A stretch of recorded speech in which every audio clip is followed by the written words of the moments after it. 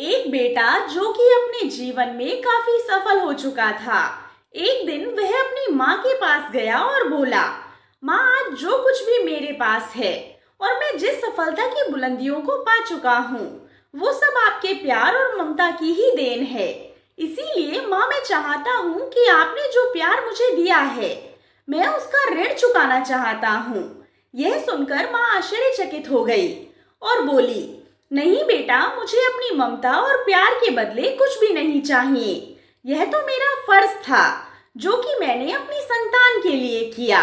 लेकिन बेटा बार बार जिद करने लगा। नहीं माँ, मैं आपके प्यार और ममता के बदले कुछ देना चाहता हूँ।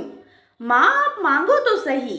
बार बार जिद करने के बाद माँ बोली, ठीक है बेटा, क्या तुम मेरे साथ जैसे बचपन में सोते थे वैसे सो सकते हो क्या? यह बात सुनकर बेटा बोला, बस इतनी सी बात है माँ, तो जरूर मैं आज रात ही अपनी माँ के पास सोऊंगा। और जैसे ही रात में बेटा अपनी माँ के पास सो गया, माँ चुपचाप उठकर एक मग पानी ले आती है।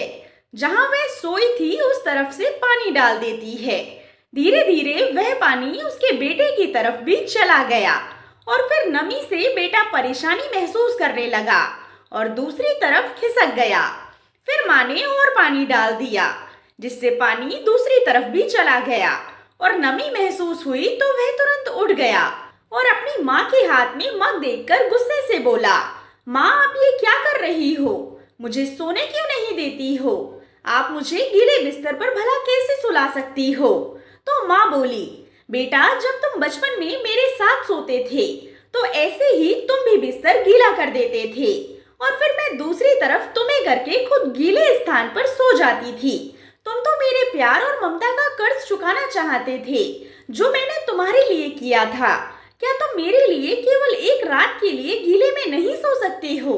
यदि तुम ऐसा कर सकते हो तो मैं समझ जाऊंगी कि तुमने मेरी ममता का कर्ज चुका दिया है। माँ की बातें सुनकर अब बेटे की आंखें खुल गई थी। उसे अब समझ आ चुका था कि जिस माँ ने अपनी ना जाने कितनी रातों को मेरी खुशी के लिए ऐसे ही गुजार दिया, भला उस माँ का कर्ज कैसे चुकता किया जा सकता है। अब वह अपने किए पर बहुत शर्मिंदा था।